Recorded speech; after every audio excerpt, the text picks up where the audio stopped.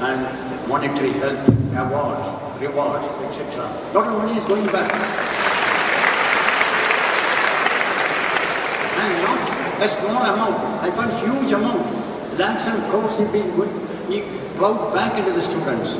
So you have this opportunity to study in a college of this type. And when you come out, don't think that you are studied here only for your own sake, for the sake of your own family. We are engineers. You don't do engineering for yourself. Engineering is practiced for the sake of the society, for the people around you. Whether you are a civil engineer, whether you are an electronics engineer, mechanical engineer, it is meant for somebody else. Whatever area you are, whichever work you are doing, please see that you perform your duty to the best of your abilities for the sake of the society. Don't only think of your promotions, your remunerations, your bank accounts, or the other benefits you will get from your profession. That is secondary. I think the first primary objective should be to serve the society. This is social accountability. And how social accountability be practiced in Konkan Railway and Delhi Metro. I don't think I have time to go into all these things, but a few items I will mention to you. For example, when Delhi Metro was being constructed, seeing how Calcutta suffered during the construction of the Calcutta Metro, we decided that when Delhi Metro is implemented, the public at large will not be put to any difficulties, any hardships. So we planned the whole thing that way. You would have seen people who have come to Delhi when the Delhi Metro is under construction. Even today you can see that all the work areas are barricaded, green barricaded, to give the green feeling for everyone. Outsides are screened out from the public eye. When the roads are occupied, we plan for the diversion of the traffic properly with the traffic police. We widen the roads, improve the junctions, put up more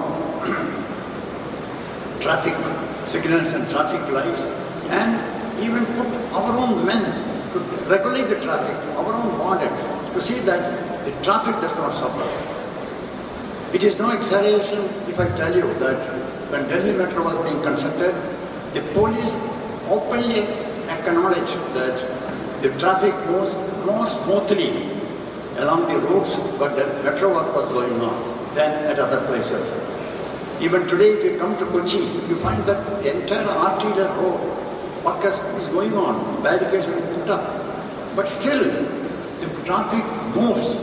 Even though we have reduced the traffic lanes, the traffic moves very smoothly, which the last meeting, the police, they themselves acknowledge that with all these metro activities going on, there is no serious traffic problem in the city. I think this is a social responsibility of the engineers. The other is tree cutting. In a project of this type, we have to cut many trees.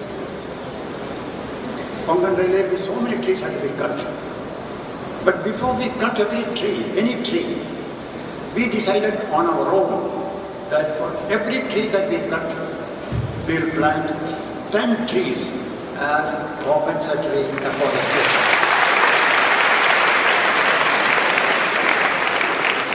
There was no government instruction to this. The city never asked us to do it, but on our own we decided. Then other things, the type of machinery that we use, pile hammers, the cranes, other things, we used machines which will give the minimum vibration, minimum noise, pollution, like that the work is carried out. This is a social responsibility, and more than anything that we do is, before we take up a work in a particular place, which we did in Kochi Metro also, we keep all the stakeholders together. We call the local people, the local shopkeepers, police, even the revenue authorities, and tell them what we are going to do in that area. How will it affect the life of the people there? How it may affect the utilities like electric supply, telephones, etc. Explain to them, and then take them into confidence. And sometimes they give you good suggestions. If you do this, our problems will be less. The important thing is take them into confidence, and then we can do the work very, very smoothly. I think this is a social responsibility. Every one of you passing out of this college should keep this in mind, that you have not acquired the knowledge here only for your own sake. It is to serve the society, and that it should be practiced also as we go along. Now, these are now social responsibility. On that score, I want to mention to you one more thing. When we planned Konkan Railway, when we planned Delhi Metro, this was what benefit it will bring to the society was always uppermost in our mind. Konkan Railway, originally the line was supposed to be 838 kilometers long. When we took up, we brought more tunnels, more bridges, and reduced the length by almost 78 kilometers. The total length was reduced. When you reduce a railway line by 78 kilometers, it has got a lasting effect for the whole nation. Everybody has to travel 78 kilometers less if you have to go along this road. And today, the benefit of Konkan Railway, if I mention to you, we spent hardly 2,400 crores for the whole Konkan Railway. I made a mental calculation the other day. During the last 17 years, the line is working. Keralites, only Keralites, I am speaking of Keralites, living in Bombay and north of Bombay like Baroda, Ahmedabad. They come at least once a year to Kerala. These people, they have saved more than 20,000 crores by way of travel expenses saving because it's a shorter route. Konkan Railway reduces the distance. These are the type of social things you should always keep in mind.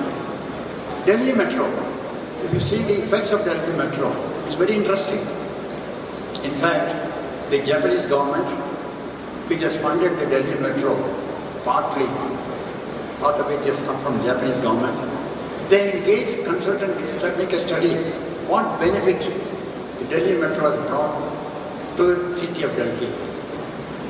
The findings are very revealing and rewarding both. Today, Delhi Metro carries almost 25 to 26 lakh people every day in the trains. 25 to 26 lakh people.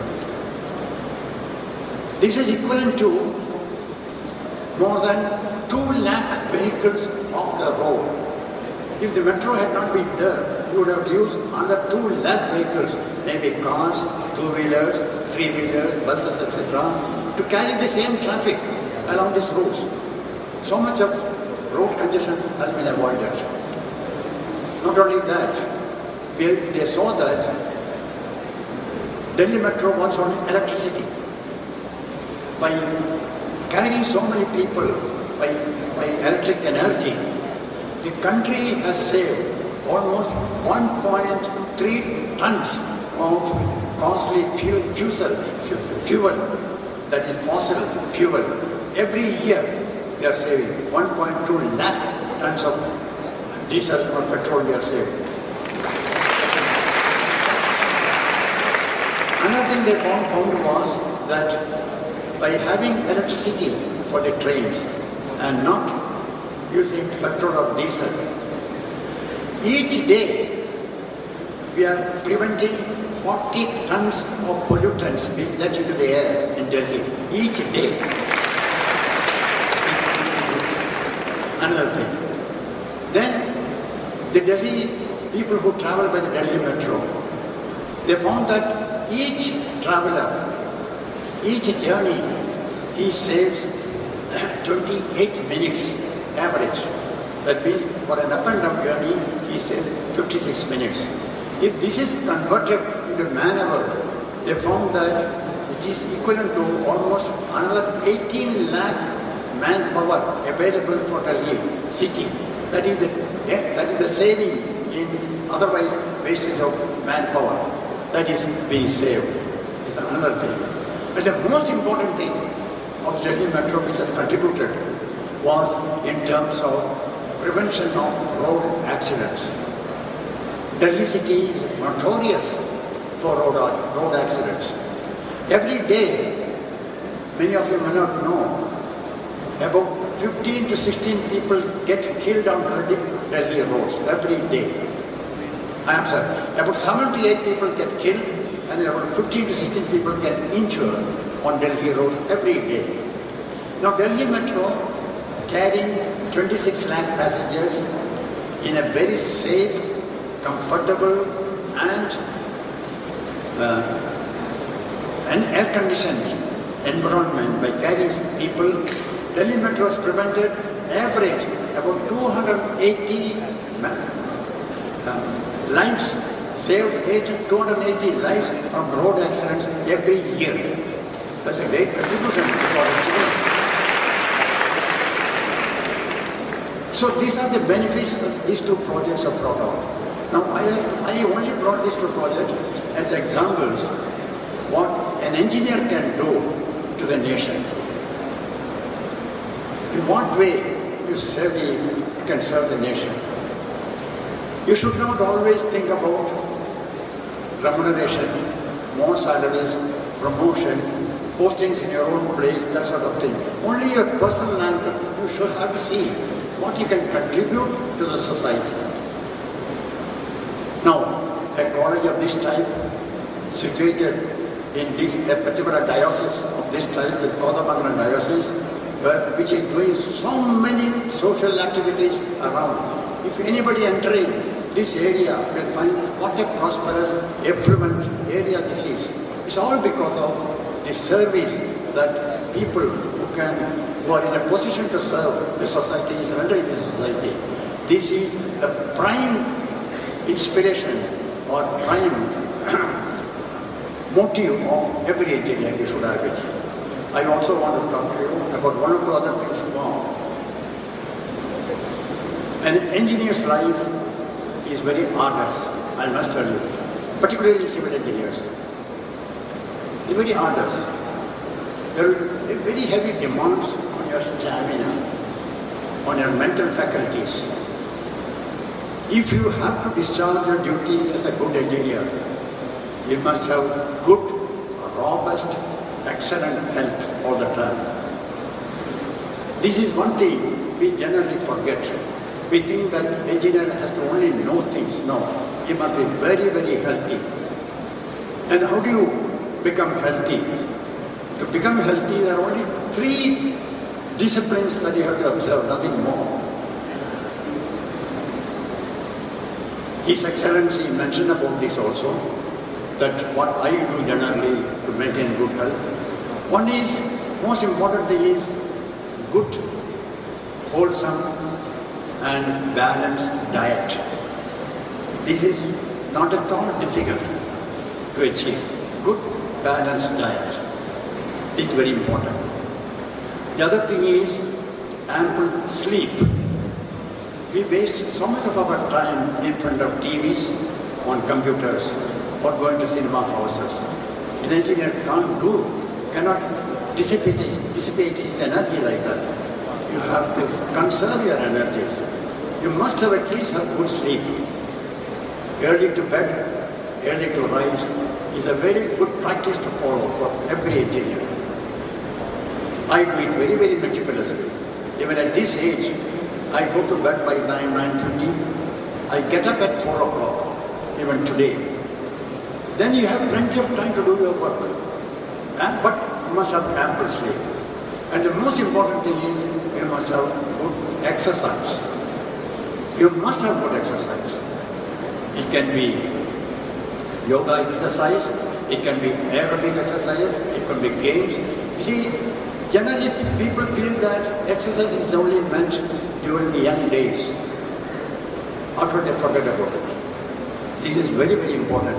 I recall an experience I had when I was in the railway board, as a board member of the railway ministry. My minister was Madhav Scindia.